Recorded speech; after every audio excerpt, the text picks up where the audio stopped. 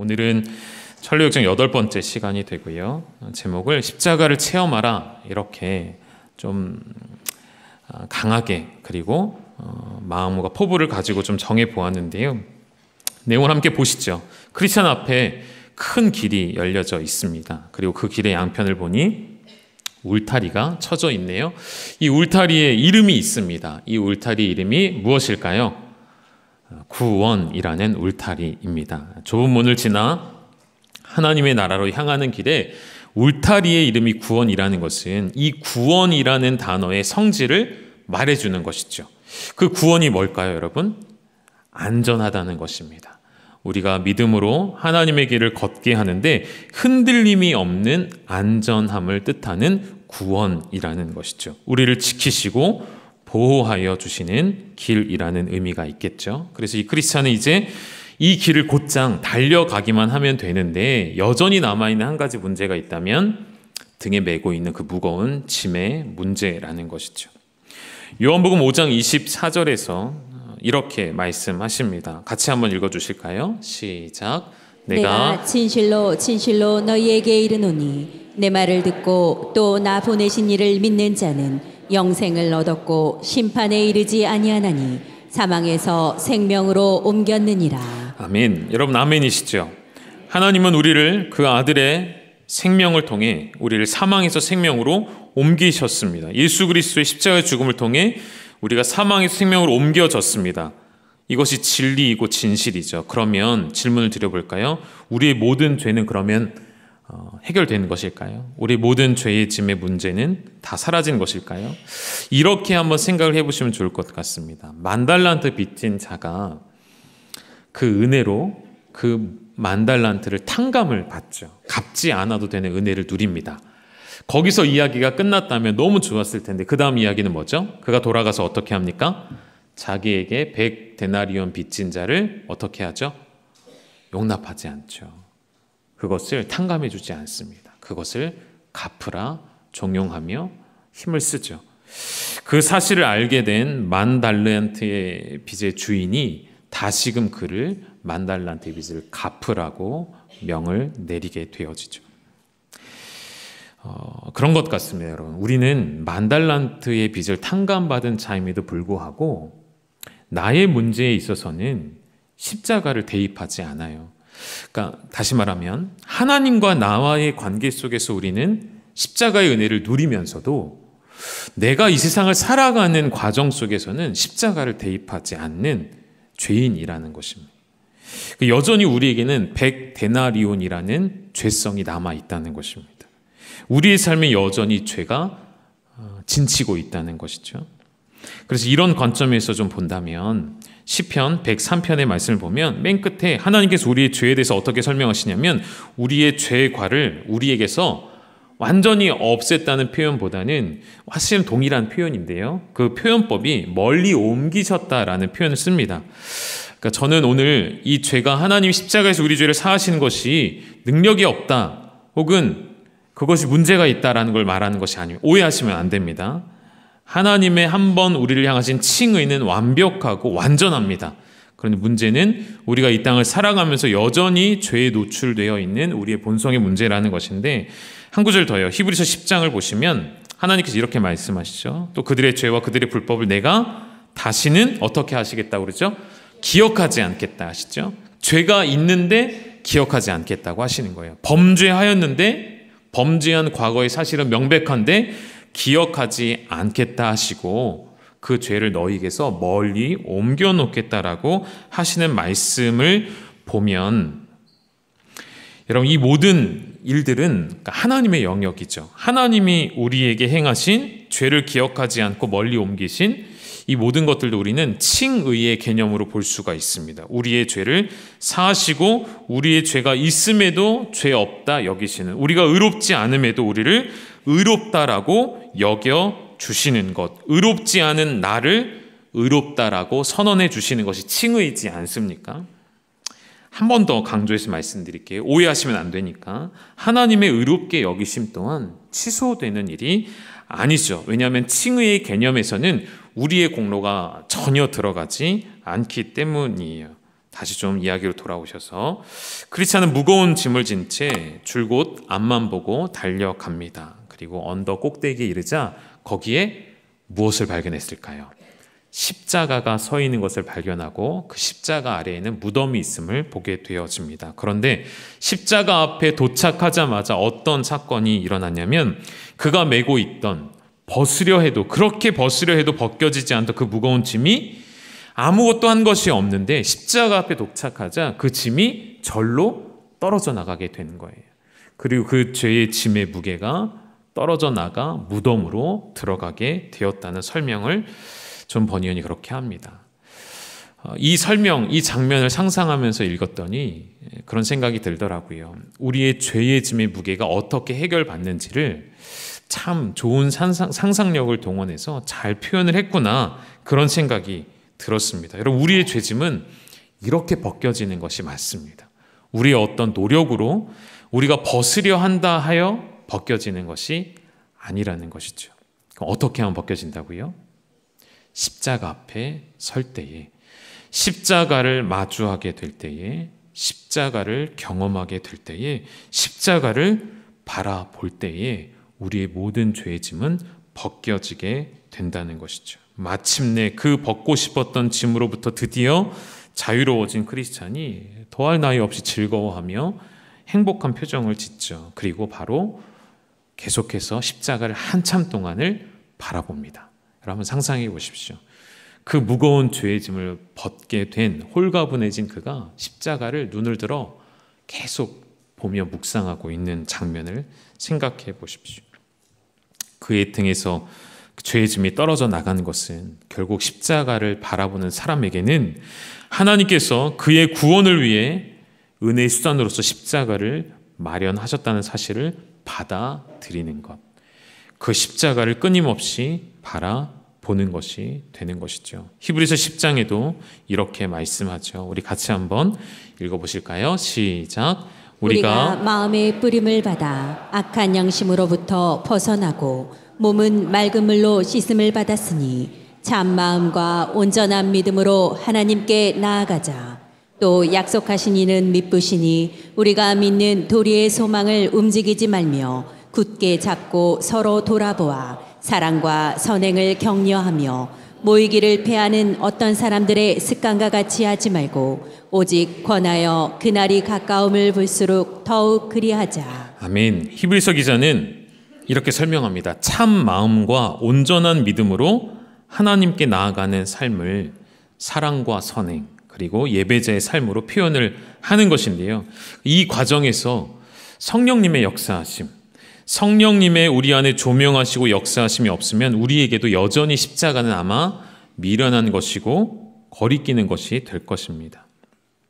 조금 전에 2부 예배 마치고 군대에서 첫 휴가를 나온 친구가 잠깐 찾아왔어요. 그리고 이런저런 이야기를 나누고 기도받고 출발을 했는데요. 다시 그 중대에서 아무도 종교 활동을 안 한대요. 그러니까 매주 차가 와서 종교 활동할 아이들, 군대에서는 종교 활동이라고 이야기하잖아요. 종교 활동할 사람 하면 이제 종교별로 막 손을 듭니다. 천주교 손 들고 불교 손 드는데 아무도 없대요. 다른 종교 아무도 없고 자기 혼자만 손 든대요. 매주. 그래서 신기하대요. 이렇게 교회 가는 아이들이 없구나. 이렇게 교회를 안 가는 세대, 이렇게 믿음이 없는 세대라는 걸 이 친구가 막 깨닫는 거예요. 그래서 이제 같이 계시던 권사님과 저도 그렇고 이제 좀 부담을 줬죠. 왜 너만 가게 되었을까? 너의 역할은 무엇일까? 이제 짝대기 막 2개 달았대요. 그래서 이 친구가 저는 힘이 없어요. 이제 이렇게 하고 막 갔는데, 여러분 세상 사람들에게는 그렇죠. 그 주말에 개인 시간 얼마나 누리고 싶은 시간이, 얼마나 좋은 시간이에요. 그래서 이렇게 얘기를 해줬죠. 그 친구들이 너를 계속 보고 있을 거야. 왜 남들이 다 쉬는 시간에 쟤는 그렇게 힘들여 군복을 또 차려입고 다시 차를 타고 멀리까지 가서 종교 생활을 하고, 쟤는 왜 저렇게 할까라는 생각을 누군가는 생각하며 보고 있지 않을까. 여러분, 세상 사람들에게는 미련한 것이죠. 십자가처럼 미련한 것이 없습니다. 그러나 성령의 역사하심으로 십자가를 마주하게 되어지는 사람은 철저하게 낮아진 우리의 영혼 가운데 십자가만이 죄인을 구속하시는 하나님의 유일한 방법이고 지혜임을 깨닫게 되는 것이죠. 그래서 우리는 오늘도 십자가 앞에 섰고 십자가 앞에 앉았고 십자가 앞에 엎드리는 것이죠. 그래서 하나님은 십자가를 바라보는 우리의 그 시선만으로도 하나님은 우리의 믿음이라고 여겨 주셨던 것이죠. 요한복음 3장 14절 15절 한번 읽어주실까요? 시작. 모세가 광야에서 뱀을 든 것 같이 인자도 들려야 하리니 이는 그를 믿는 자마다 영생을 얻게 하려 하심이니라. 아멘.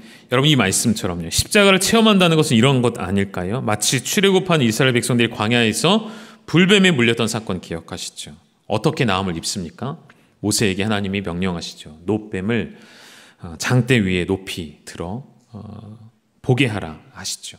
어떤 일이 일어납니까? 어떤 사람들은 죽어갔고 죽음을 맞이했고 어떤 사람들은 살게 됩니다. 그 차이가 어디에 있었죠? 그 말씀대로, 그 명령대로 쳐다보기만 하면, 바라보기만 하면에 구원의 능력이 있었죠. 바라보기만 하는 것, 십자가를 바라보는 것을 하나님은 우리의 믿음으로 여겨 주셨다는 것이죠. 이 사건이 구약에서 예표된 그리스도의 십자가를 나타낸 사건이잖아요. 다시 크리스찬의 표정과 감정을 주목해 보면 벗게 된 짐으로 인하여 앞에 서 있는 십자가를 바라보며 십자가를 묵상하는 그의 뺨에 눈물이 흐른다라고 되어 있더라고요. 이 장면을 좀 보면서 생각을 해봤습니다. 내가 십자가 앞에서 언제 뺨에 눈물 흐르는 걸 경험을 했던가 다시 한번 좀 생각해 보았습니다. 그리고 크리스천이 이렇게 고백하거든요. 주님이 고난을 받으사 내게 쉼을 주시고 주님이 죽으심으로 내게 생명을 주셨도다. 여러분, 이 고백 매일매일 하고 계신지요? 이 고백과 전혀 상관없는 삶을 혹시 살아가고 있지는 않으신가요? 십자가를 체험하는 모든 이들의 입술에 고백되어져야 할 말씀이죠. 같이 한번 화면에 있는 고백 읽어보실까요? 시작. 주님이 고난을 받으사 내게 쉼을 주시고 주님이 죽으심으로 내게 생명을 주셨도다. 아멘. 여러분, 이 십자가를 오늘도 체험하시길 축복합니다. 그래서 오늘 본문으로 삼은 디도서의 말씀이 이것을 잘 설명하죠. 본문 띄워주시고 우리 한 번만 더 읽겠습니다. 시작.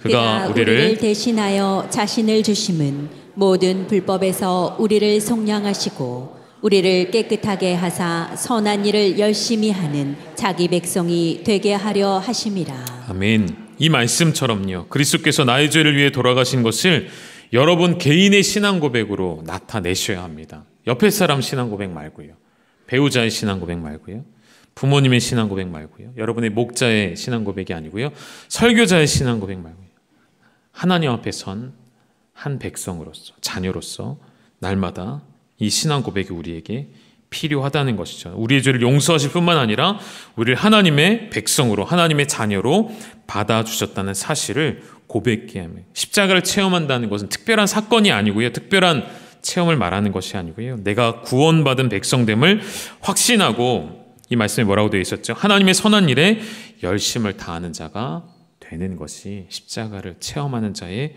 모습이겠죠.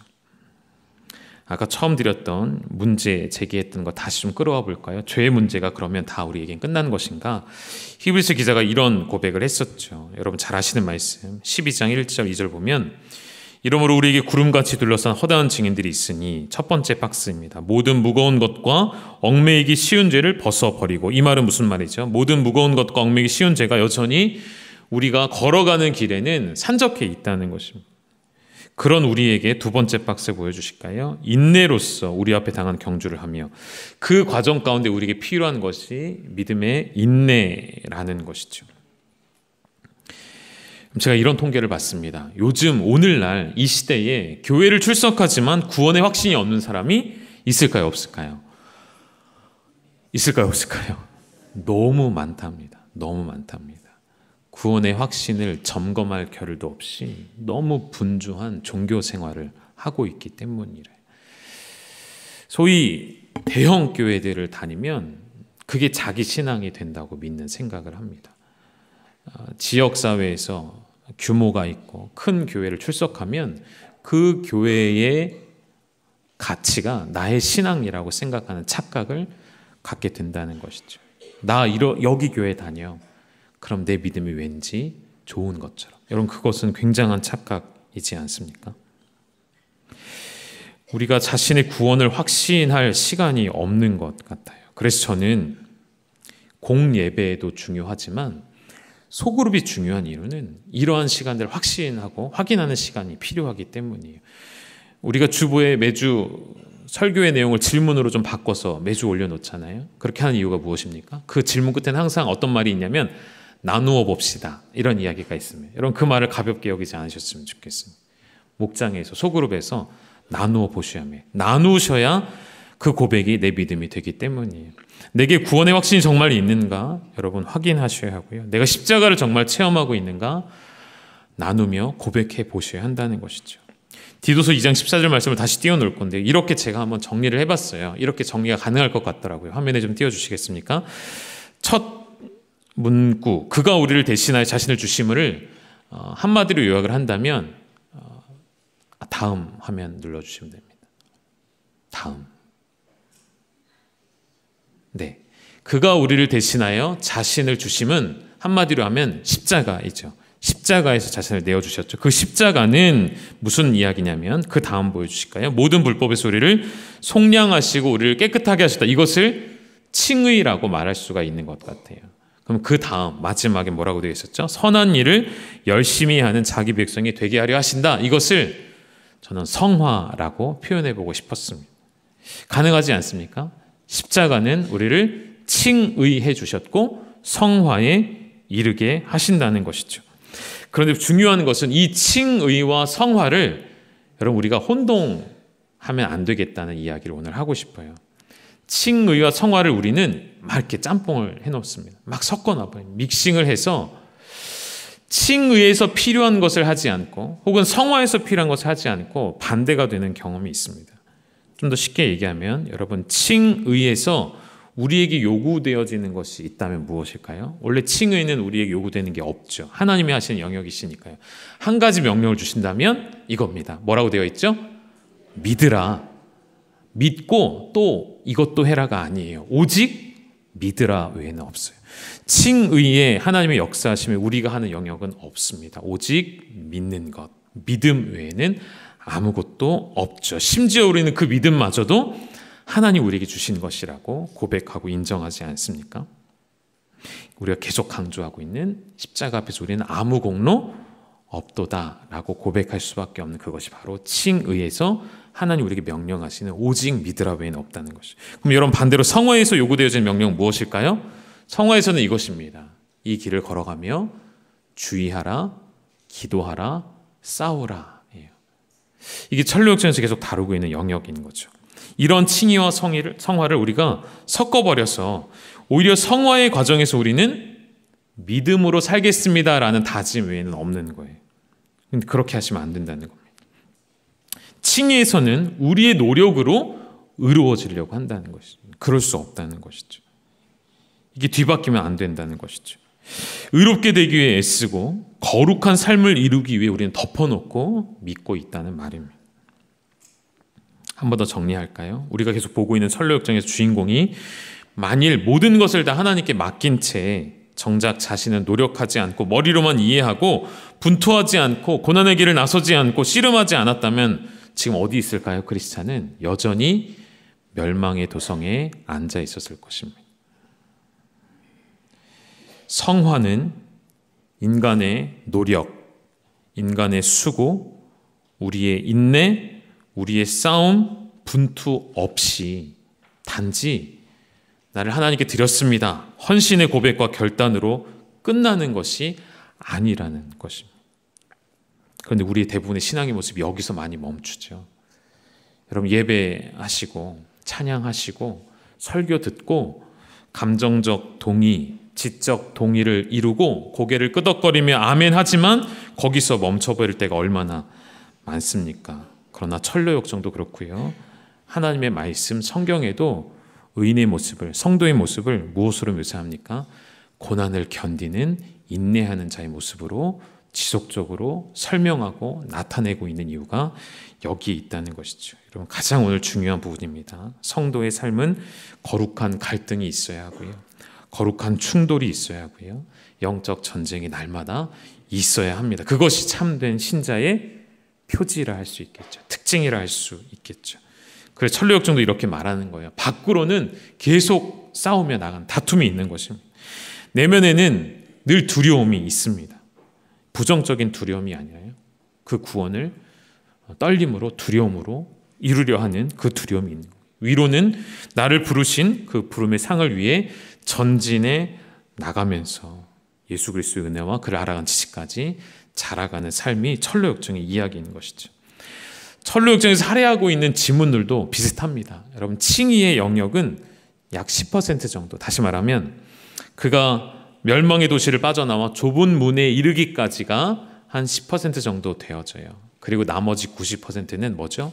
좁은 문을 통과해서 고난을 마주하고 넘어지기도 하며 쓰러지기도 하며 광야에서의 그 고투를 다루고 있는 것이 이 성화 대부분의 과정을 다루고 있는 것이죠. 여러분, 우리의 삶이 그렇습니다. 우리의 삶은 칭의를 이제 넘어서서 칭의를 우리의 중심에 두고 그 십자가를 붙들고 성화로 걸어가는 과정 가운데 있습니다. 그 험한 싸움을 여러분 십자가를 붙들고 능히 감당하시기를 축복합니다. 다음 이야기로 좀 넘어가 볼까요? 십자가 앞에서 크리스찬이 세 천사를 만나게 되고 세 천사가 각각 크리스찬에게 행하는 일이 있습니다. 한번 볼까요? 화면에 띄워주시죠. 첫 번째 천사는 죄사함이 되었다라고 알려주죠. 마가복음 2장 5절에 예수님께서 마치 중풍병자에게 병을 고쳐주실 뿐만 아니라 죄사함의 선언을 행하신 것처럼 두 번째 천사도 그에게 누더기와 같은 옷을 벗기고 새 옷을 입혀주죠. 스가랴 3장 4절의 말씀이 나온 것처럼 더러운 옷을 벗기라 명하시고 죄악을 제거하시고 아름다운 옷을 입힌다라는 말씀처럼요. 세 번째 천사는 이마에 표식을 새겨줍니다. 이것이 의미하는 바는 성령의 인치심을 의미합니다. 우리 에베소 1장은 한번 같이 읽어보실까요? 시작. 그 안에서 너희도 진리의 말씀 곧 너희의 구원의 복음을 듣고 그 안에서 또한 믿어 약속의 성령으로 인치심을 받았으니. 아멘.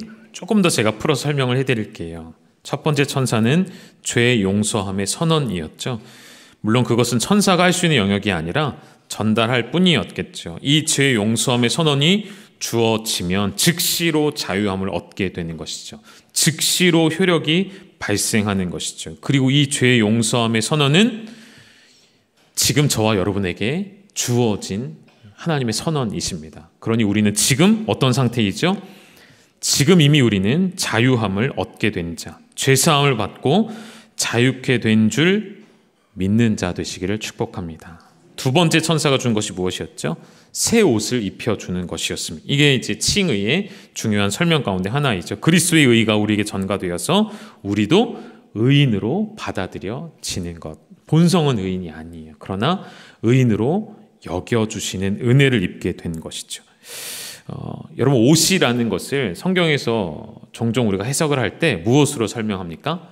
신분을 나타낼 때 쓰여지는 말로 설명을 하죠. 새 옷을 입었다는 것은 신분이 변화되었다는 거예요. 어디에서 어디로 변화되었을까요? 죄의 종이 된 신분에서 이제 하나님의 자녀된 신분으로 바뀌어진 것이죠. 하나의 예화를 들어드릴까요? 돌아온 탕자 이야기를 잘 아시죠?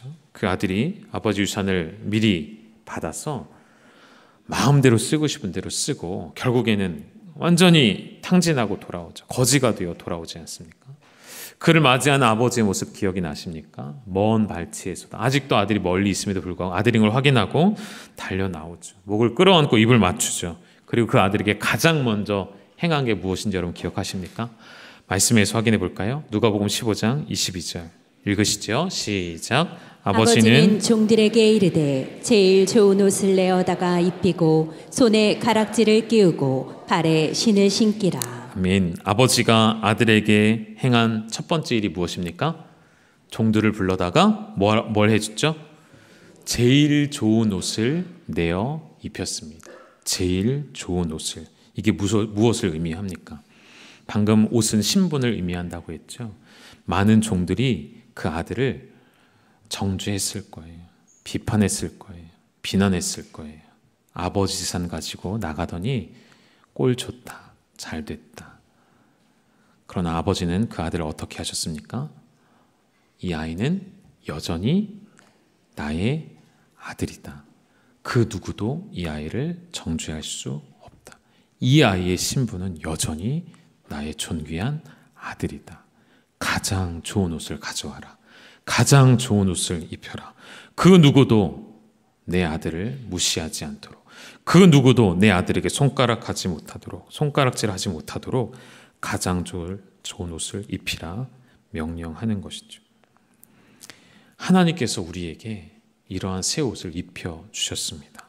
그리고 바울은 에베소서에서 새 옷을 입은 자의 삶을 이렇게 표현하죠. 에베소 4장 22절, 24절 중요한 말씀이니까 이 말씀도 같이 읽어보겠습니다. 시작. 너희는 유혹의 욕심을 따라 썩어져가는 구습을 따르는 옛사람을 벗어버리고 오직 너희의 심령이 새롭게 되어 하나님을 따라 의와 진리의 거룩함으로 지으심을 받은 새 사람을 입으라. 아멘. 새 옷을 입은 우리는 이미 새 사람 된 줄로 믿습니다.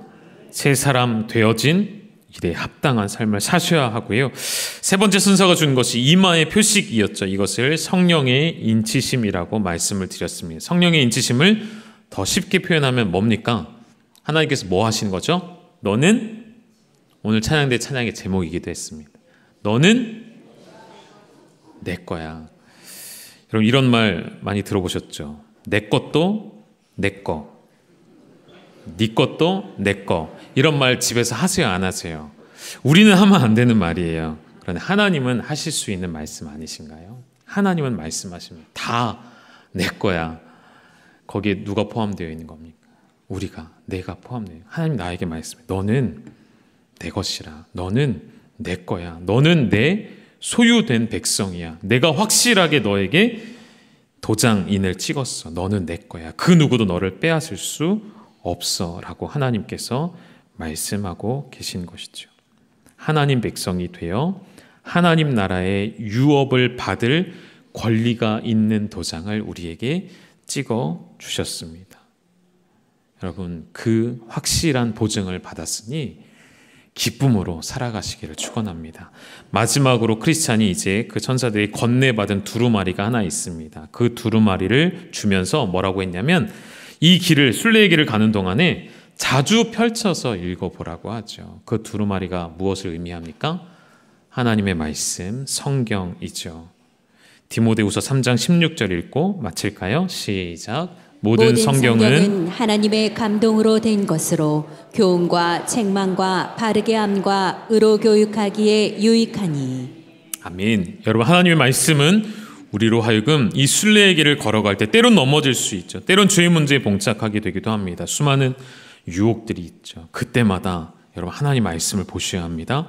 그 말씀 안에는 우리를 능히 교훈하시고 때론 책망하시고 우리를 바르게 하시며 우리를 의로 교육하기에 충분한, 우리를 구원으로 인도하시기에 충분한 하나님의 지혜가 담겨져 있기 때문에 그리스도의 십자가를 체험하고 하나님 말씀을 붙잡고 끝까지 걸어가시는 열방의 모든 동역자들 다 되시기를 축복합니다.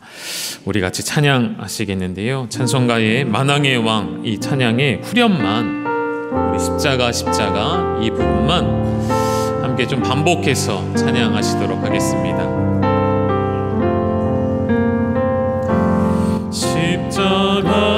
십자가 내가 처음 볼 때에 나의 맘의 그것도 사라져.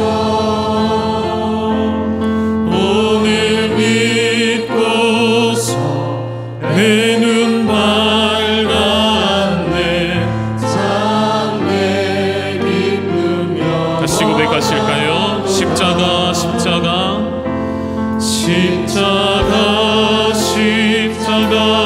내가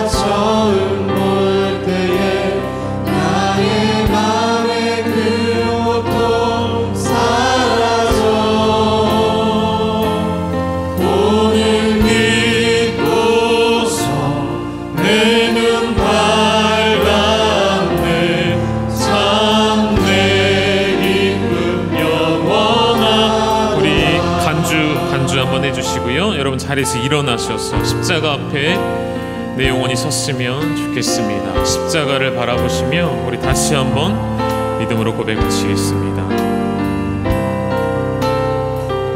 십자가, 십자가, 십자가, 내가 처음 볼 때에 나의 맘의 그 고통 사라져.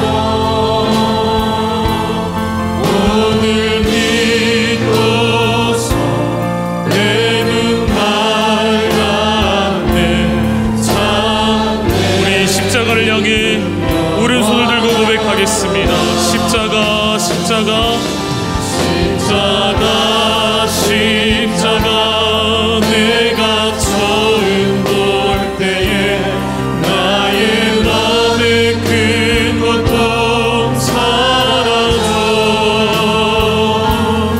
오늘 믿고서 내 눈 맑았네. 참네. 우리 간절함으로 더 큰 소리로 고백하실까요? 십자가, 십자가, 십자가, 십자가, 내가 처음 볼 때에 나의 맘의 큰 고통 사라져. 오늘 믿고서 내 눈 맑았네. 참 내 기쁨. 우리 여러분의 목소리로만, 여러분 목소리로만 십자가, 십자가, 내가 처음 볼 때에 나의 맘의 큰 고통 사라져. 오늘 믿고서 내 눈 맑았네. 참 내 기쁨 영원하도다. 우리 함께 기도하기를 원합니다. 여러분 각자의 신앙의 고백으로 십자가 앞에 나아가시겠습니까? 하나님께서 여러분에게 베푸신 은혜와 사랑을 기억하며 그 칭의의 영역 가운데 오직 믿으라 명령하시었고 성화의 영역 가운데 주의하라, 기도하라, 깨어있으라, 싸우라 하시는 주의 말씀을 붙잡고 나아갈 때 칭의를 내 것 되게 하는 것, 성화의 길이 나의 길이 되게 하는 것은 오직 십자가를 체험할 때 가능한 것이죠. 하나님, 그 십자가가 바로 나를 위한 십자가 되게 하여 주시옵소서. 그 십자가에 흘리신 보혈이 그 십자가를 통해 나타내신 복음이 참 나의 복음 되게 하여 주옵소서. 우리 이런 믿음의 고백으로 함께 통성으로 기도하며 나가시겠습니다. 하나님, 당신의 내어주신 그 아들의 생명이 하나님 날 살게 하시었습니다. 그 십자가가 나를 있게 하십니다. 나의 맘의 큰 고통 사라져. 오늘 믿고서 눈물을 주체할 수 없어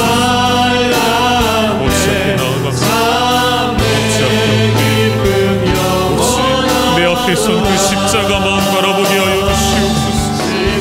그 십자가 앞에만 서게 하여 주시옵소서. 내가 처음 볼 때에 나의 맘의 큰 고통 사라져. 걸어가기를 원하며 십자가 안에 걸어가기를 원하며 내 눈 맑았네.